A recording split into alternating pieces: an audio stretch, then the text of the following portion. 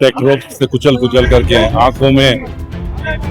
आंखों के अंदर पाइप सरिये डाल डाल के फोड़ी गई, मारा गया। क्योंकि जो लोग संविधान को चलाने वाले हैं वो संविधान के दुश्मन है। हमारे दलितों को डरा धमका करके इस केस को पलटने का पूरा प्रयास किया है।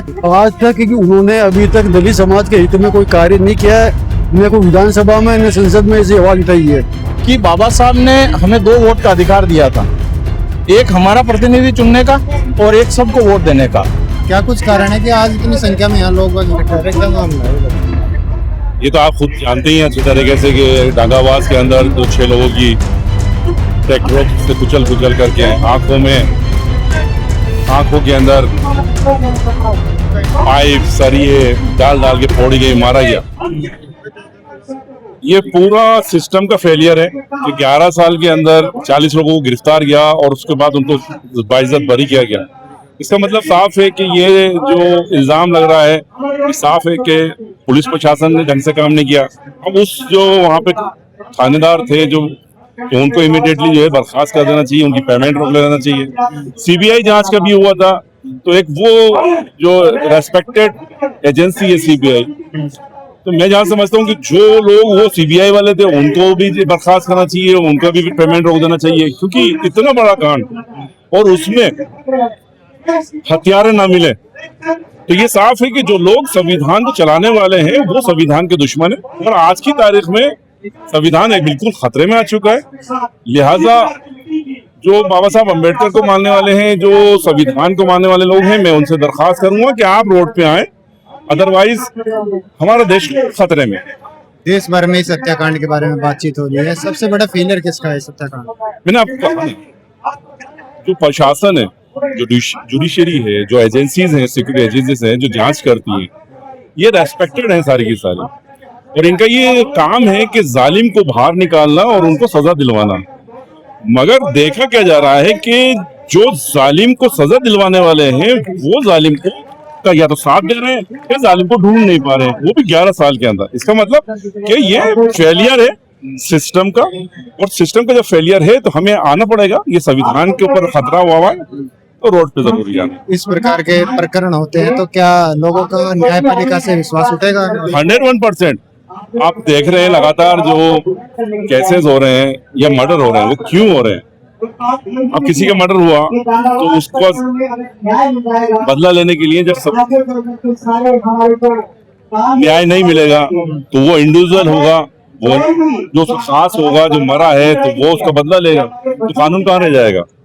कानून इसलिए होता है कि लोगों को इंसाफ मिले, तो आज इंसाफ बिल्कुल नहीं मिल रहा है, लिहाजा रोड पे आना ही पड़ेगा। बहुत बहुत धन्यवाद। हमसे बातचीत आया हूँ। मेरा नाम धन्नाराम पोरवाल है, मैं जिलाध्यक्ष हूँ।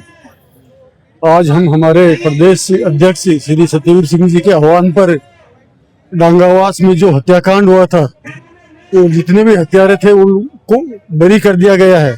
उनके विरोध में धरना प्रदर्शन में शामिल होने आए हैं और हमारी स्पष्ट रूप से सरकार से और सभी बुद्धिजीवियों से मांग है कि आखिर में 5 लोगों की हत्या हुई है तो हत्यारे कौन है, उनको बरी कैसे कर दिया गया है। और इसमें हमारे को ये बू आ रही है कि इसमें प्रशासन और जो प्रोसिक्यूटर है और न्यायालय सारे के सारे इस दोषी है। हम ये चाहते हैं कि इस हत्या की पुनर्जांच की जाए और वास्तव में हत्यारों को सही सजा मिले।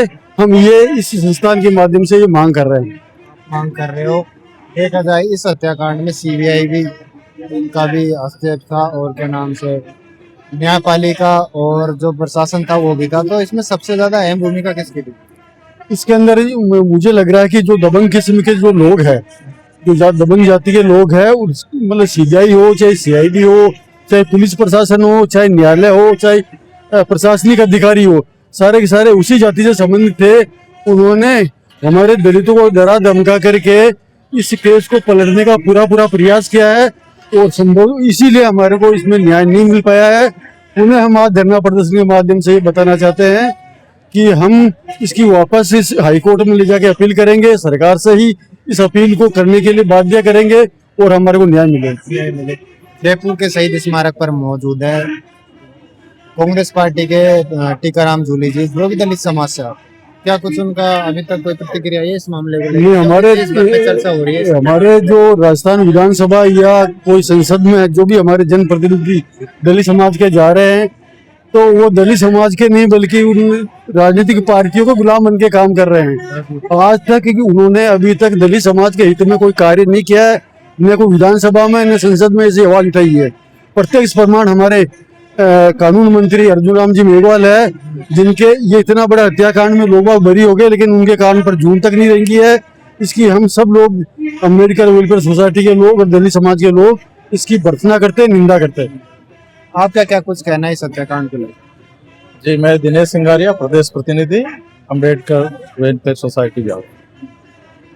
सर, ये जितने भी ये जो कांड हुआ है डांगावास प्रकरण का, इसी तरह से बेड कला के अंदर भी एक कांड हुआ था, मोहन मेघवाल को मारा गया था, तो वो भी सामंतवादी तत्व थे।